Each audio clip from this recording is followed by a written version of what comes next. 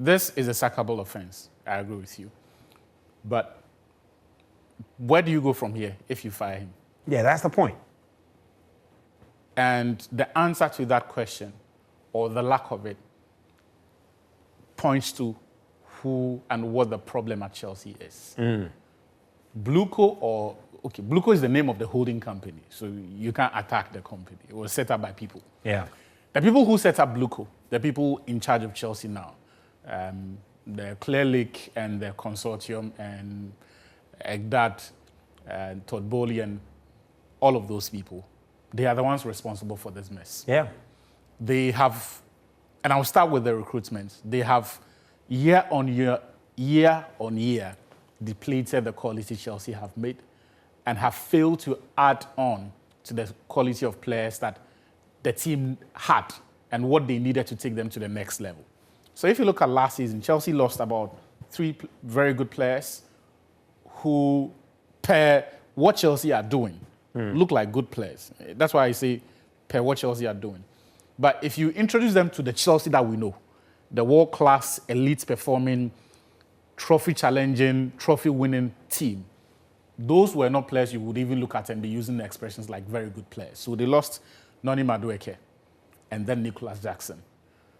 When those players left, what the team needed was for Chelsea to go into the market and sign players who were immediate upgrades on those 2 players. Because even if they had stayed, Chelsea needed to improve the squad to the point where you bridge the gap between Man City, Arsenal, Liverpool, and yourselves. United have not been consistent, so they are not the torchbearers that you would want to look to. So you look at the teams that have won the league and the teams that have challenged for it, and you try to bridge the gap as far as the squad you have is concerned. So in terms of the profiling, but also beyond the profile, just personalities and characters that will fast-track the process of this team's development. But what did Chelsea do? They went into the market, spent money on Joao Pedro, on Liam Delap, Garnacho, then Gittins, and then the Brazilian kid, Estevao. There is no problem with going for youth if that young player comes in and is going to give you the value an experienced player would have given you. Because Chelsea is not Brighton. For you to say you are signing the player with the view to developing them. You sign players for big clubs with the view that they are ready now to compete. Yes, you would have room for 2 or 3 players who the rest of the squad has to carry them along. But it cannot be your modus operandi that you turn Chelsea into Brighton. Unfortunately for Chelsea, they lost Madueke and all of these players that I'm talking about. And the guys who came in have not moved the needle. You can look at the central defense as well. And I think that their attitude towards what Maresca said and his request that after Liverpool's ACL that they needed another centre-back betrays the departure from the standards that Chelsea had set. No matter what anybody among the consortium or the ownership says, their response to what Maresca requested just betrays the fact that they had no interest in competing now.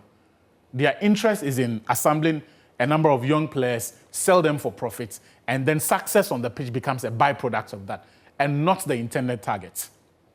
That is why every now and then you hear the directors of the club referencing Brighton. Last time, after the Man United defeat, Liam Rosenior also mentioned Brighton, that Brighton have been patient. It is, so when we say that the whole idea is to make Chelsea look like Brighton, it is not because we are trolling Chelsea fans. It is what your board members believe in. It is what the club's majority shareholders believe in. It is what now the head coach is saying in press conferences. It is in your face. The coaching appointments, himself, Graham Potter, the signings, Cucurella, Caicedo, and all of the players who they have been signing from Brighton, the backroom staff, and all of the... There's nothing wrong with signing people from Brighton. Clearly, there's some quality there. Cucurella is about the best left-back in the Premier League, if not the world. Moses Caicedo is about the best holding midfielder in the Premier League, if not the world. So if you go there and get the right players, they can raise the floor of the team, possibly the ceiling. But the issue with Chelsea is the small-mindedness of its ownership. Now, it has come at a cost because all of this bad approach towards their transfers and the players that they sign, because when you go into the markets, whoever you sign, as I've established, has to be someone who takes you to the next level or takes you closer to the next level. That has not worked. Their coaching appointments has also been disastrous. And that is why this one, I don't think they can sack it, because if they sack him, we will be talking about Chelsea spending nearly £50 million. Oh, sorry, nearly £70 million, possibly more, in compensation within 4 years. I think compensation is not so much of a problem for them. No, I'll come to that. If there's anything I'll come to that because of what it says. Is how it will look on them, and not so much about compensation. As far as but the two go, as far as giving them the money, hand in hand. Yeah, but as far as giving them the money, this group of people at the top, you don't spend money, not so much bothered about. You don't spend money for the sake of it, but what it says about you and the decision making. Because yeah, of course, in their very first year of working with Thomas Tuchel, they sacked him, paid him £13 million in compensation. Then Graham Potter came in September. By April of that year, they had sacked him, paid him £13 million in compensation. That's £26 million. Then they hired the former Spurs boss, what was his name, Mauricio Pochettino. By May of the next year, they had sacked him. So he didn't even complete the full season. Okay, they sacked him at the end of the season. So within 1 year, that is 3 coaches who they had fired, each of them in their first year of working with them. 2 of them in the first year of their contracts, because Thomas Tuchel contracts predates their arrival. Pochettino walked away with 10 million. That's 36 million paid in compensation. Maresca's, we're told, is between 5 and 10 million. You can decide to take the stats value, say maybe 5 million, yeah? Or do the average and do 7.5 or 8 million. This man's contract, from what we're told, if Chelsea sack him, they would have to pay him £24 million in compensation. Now, the reason I say it reflects poorly on them is not just because of the background of coaching sackings that they have superintended over, but how this man even got the job. He is a rookie for all intents and purposes, as far as coaching at the elite level is concerned. This was going to be his first job. And it is not as if, even at Strasbourg, he had transformed the team into realms never before seen.